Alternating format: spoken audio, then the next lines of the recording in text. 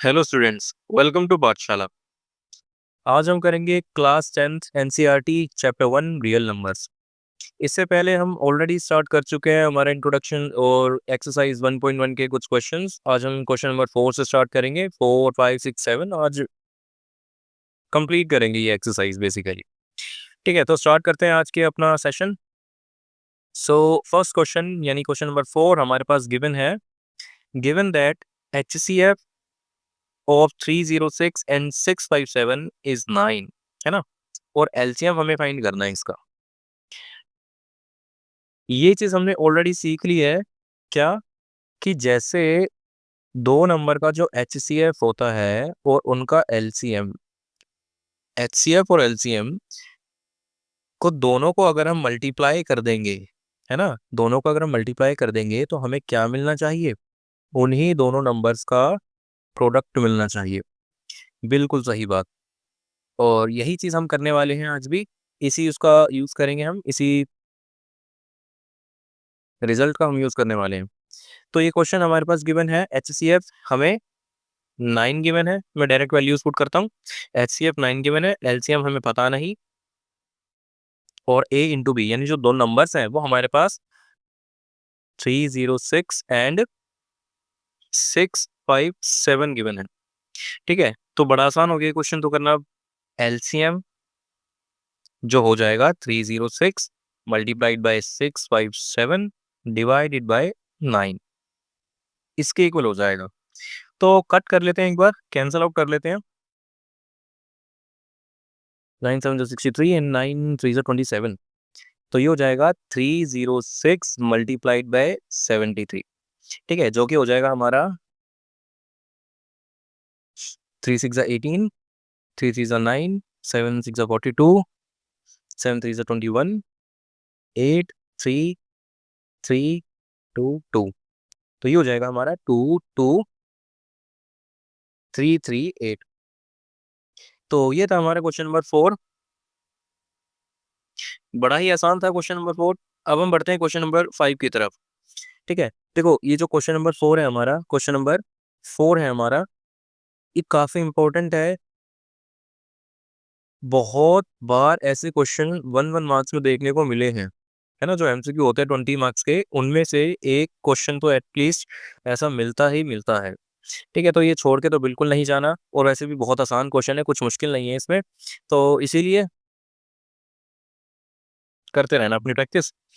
फिलहाल हम बढ़ते हैं क्वेश्चन नंबर 5 की तरफ, है ना। क्वेश्चन नंबर 5 हमें क्या कहता है कि check whether 6n can end with the digit 0।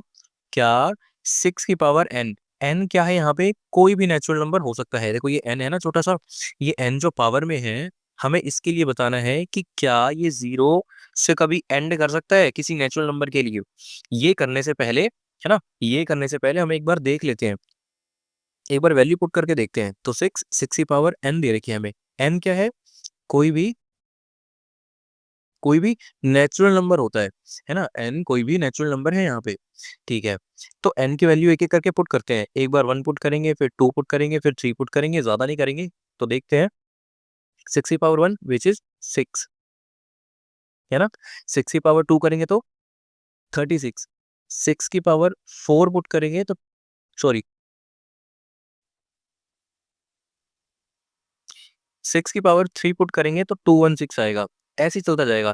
तो यानी 6 की पावर कुछ भी हो, है ना, 6 की पावर कुछ भी हो, चाहे 1 हो, चाहे 2 हो, चाहे 3 हो, है ना,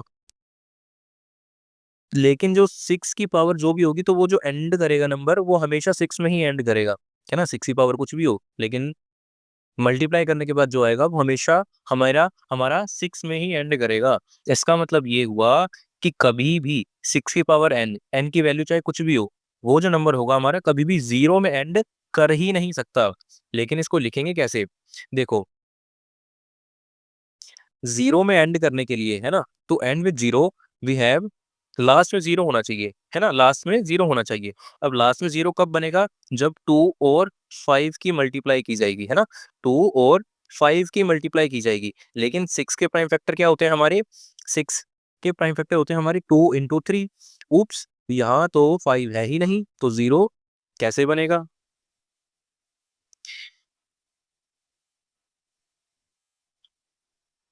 जब यहाँ पे 5 है ही नहीं तो यहाँ पे 0 बनने का तो कोई सवाल ही नहीं पैदा होता, है ना। फिर चाहे चाहे 6 की वैल्यू चाहे 6 की पावर n हो, तो इसलिए 2 इंटू 3 की पावर अगर हम n भी करेंगे, ये 6 ही तो होता है ना 2 इंटू 3, उसकी पावर हमने n करी, फिर भी ये कभी 0 से एंड, है ना, कैन नॉट एंड विद 0। तो बस यही था इसका क्वेश्चन, यही इसका आंसर था। अब बढ़ते हैं हम अपने नेक्स्ट क्वेश्चन की तरफ, विच इज क्वेश्चन नंबर 6। देखो ये क्वेश्चन बहुत आसान है, बहुत ज्यादा आसान है ना। इस तरह के भी लास्ट ईयर देखने को मिले थे क्वेश्चन, इस तरह के क्वेश्चन भी लास्ट ईयर देखे थे। तो क्वेश्चन हमें गिवन है 7 इंटू 11 इंटू 13 प्लस 13 and 7 into 6 into 5 into 4 into 3 into 2 into 1 plus 5 are composite number. ठीक है, तो कॉम्पोजिट नंबर क्या होते हैं हमारे, कॉम्पोजिट नंबर क्या होते हैं, है ना, those numbers which have more than 2 factors, है ना, मोर देन 2 फैक्टर्स जिनके हों। ठीक है, तो वो हमारे कॉम्पोजिट नंबर होते हैं। यानी बेसिकली बात ऐसी है, अगर मैं लेमैन लैंग्वेज में बताऊं कॉम्पोजिट नंबर क्या होते हैं, तो ये हो जाएगा हमारा कि जिस भी नंबर के 2 से ज्यादा फैक्टर हो, है ना, जिस भी नंबर के 2 से ज्यादा फैक्टर हो तो वो कॉम्पोजिट नंबर कहलाता है। इसी बेस पे हम ये वाला क्वेश्चन भी करेंगे। तो देखो इसके दो पार्ट्स हमें गिवन है, एक ये वाला और एक है ये वाला। तो एक पार्ट मैं सॉल्व करूंगा और एक पार्ट आपके लिए होगा होमवर्क में। चलिए शुरू करते हैं। तो देखो हमारे पास गिवन है 7 इंटू 11 इंटू 13 प्लस 13, है ना। क्या 13 दोनों में कॉमन नहीं है? जी बिल्कुल है। तो 13 को लिखते हैं हम कॉमन, और यहाँ बचेगा हमारे पास 7 इंटू 11 प्लस, देखो 13 तो कॉमन आ गया, प्लस 1। ठीक है, तो 7 इंटू 11 होता है हमारा 77 प्लस 1। ठीक है, ये होता है हमारा 78। ये तो 78 हो गया। क्या मैं 78 को 13 इंटू 6 नहीं लिख सकता? जी बिल्कुल लिख सकता हूँ। अब देखो इसको मल्टीप्लाई करके जो भी नंबर आएगा, है ना, इसको मल्टीप्लाई करके जो भी नंबर आएगा उसके एटलीस्ट दो फैक्टर तो हैं, 6 एंड 13, है ना। और 1 तो होता ही है सभी का फैक्टर, है ना, 1 तो होता ही है फैक्टर सबका, 1 होगा, एक 6 हो गया, एक 13 हो गया, और जो नंबर इसको मल्टीप्लाई करके आएगा वो खुद हो गया। ठीक है, तो जब इसके 2 से ज्यादा फैक्टर हैं तो इसका मतलब ये हुआ कि ये एक कॉम्पोजिट नंबर है। ठीक है, तो ये ऐसे करना था ये वाला क्वेश्चन। अब ये जो सेकंड वाला पार्ट है 7 into 6 into 5 into 4 into 3 into 2 into 1 plus 5 वाला, ये वाला आप करना। हम बढ़ते हैं फिलहाल अपने नेक्स्ट क्वेश्चन की तरफ, और सबसे इंपॉर्टेंट क्वेश्चन में से एक है ये इस एक्सरसाइज का सबसे इंपॉर्टेंट क्वेश्चन है। ठीक है, देखते हैं क्या गिवन है। There is a circular path, है ना, एक एक सर्कुलर पाथ हमें गिवन है, एक सर्कुलर पाथ हमें गिवन है। ठीक है, Sonia takes 18 minutes to drive one round of the field. इस सर्कुलर पाथ का चक्कर लगाने के लिए सोनिया को 18 मिनट्स का समय लगता है। वहीं पे एक लड़का है रवि, जिसको सिर्फ 12 मिनट्स लगते हैं।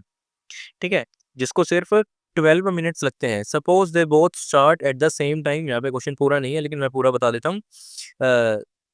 सपोज करते हैं कि वो दोनों एक साथ स्टार्ट करते हैं, है ना, दे बोथ स्टार्ट एट, मान लीजिए कि 8 बजे स्टार्ट करते हैं, तो हमें ये बताना है कि वापस से वो स्टार्टिंग पॉइंट पे कब मिलेंगे। ठीक है, ये क्वेश्चन है हमारा कंप्लीट। ठीक है, तो देखते हैं कैसे करेंगे। बहुत आसान क्वेश्चन है, बहुत ज्यादा ही आसान क्वेश्चन है। अब देखो जरा, मैं एक बार लाइन ड्रॉ करके बताता हूँ आपको।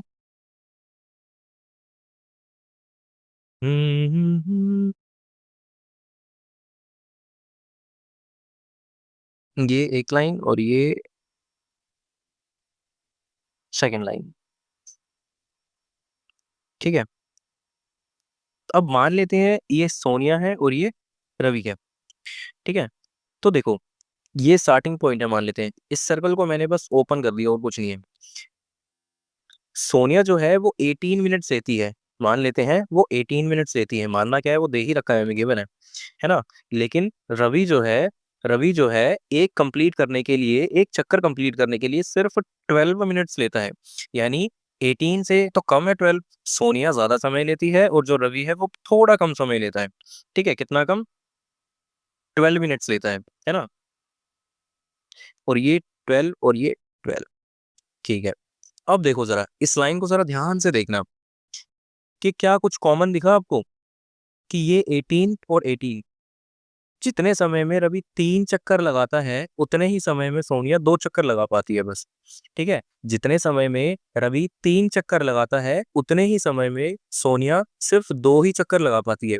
अब आप बोलेंगे कि ये मैंने कैसे फाइंड आउट किया, ये मुझे कैसे पता कि 2 ही चक्कर लग रहे हैं या फिर 3 चक्कर लग रहे हैं। इसी चीज को बोलते हैं हम यहाँ पे एलसीएम। यहाँ पे हम करेंगे इन तीनों का एलसीएम।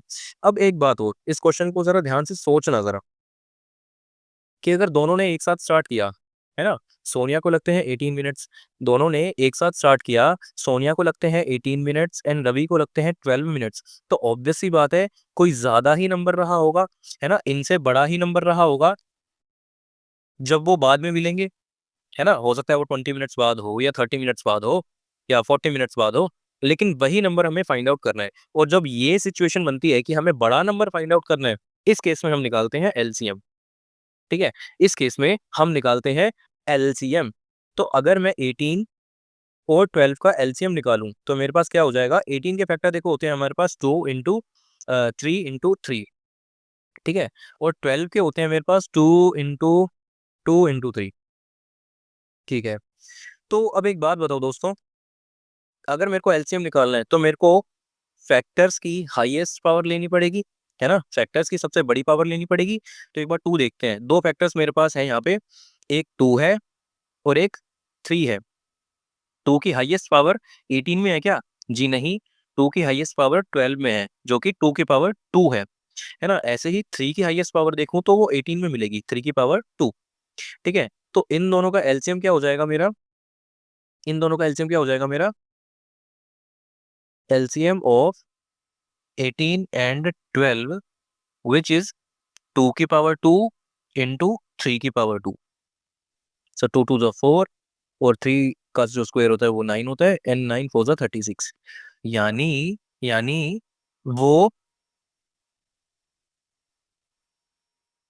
36 मिनट्स बाद दोबारा मिलेंगे, 36 मिनट्स बाद दोबारा मिलेंगे।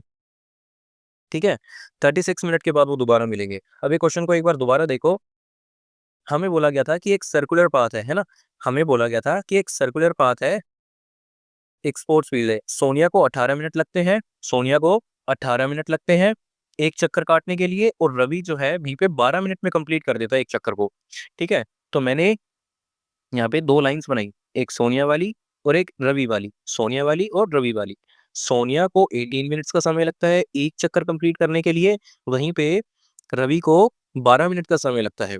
तो 36 एक ऐसा समय है जो दोनों में कॉमन है, यानी 36 मिनट्स के अंदर अंदर सोनिया के 2 चक्कर कंप्लीट होंगे और रवि के 3 चक्कर कंप्लीट हो चुके होंगे, है ना। लेकिन ध्यान देने वाली बात यह है कि दोनों के दोनों ही, सोनिया और रवि दोनों ही स्टार्टिंग पॉइंट पे खड़े होंगे 36 मिनट बाद। ठीक है, तो ये हमारा क्वेश्चन था 7th वाला। तो 7th क्वेश्चन के साथ हमारी खत्म होती है एक्सरसाइज 1.1। नेक्स्ट क्लास से हम स्टार्ट करेंगे एक्सरसाइज 1.2। कोशिश रहेगी कि नेक्स्ट क्लास तक ये चैप्टर एनसीईआरटी का खत्म कर दें। इसके बाद हम स्टार्ट करेंगे इस चैप्टर के कुछ एक्स्ट्रा क्वेश्चंस, जो कि आपके प्रीवियस ईयर क्वेश्चंस रहने वाले हैं, कुछ एक्स्ट्रा बुक्स वैसे रेफरेंस गाइड्स में से होने वाली हैं, जो आपकी बोर्ड्स में बहुत ज़्यादा हेल्प करेंगे। अगर आपने वो मिस किया तो मतलब बहुत कुछ मिस करने वाले हैं आप। ठीक है, तो बने रहिए हमारे साथ, इसी तरह से पढ़ते रहिए ताकि आप बोर्ड्स में बहुत अच्छे मार्क्स लाएं। दिस इज आर के एंड यू आर वॉचिंग पाठशाला। Thanks for watching.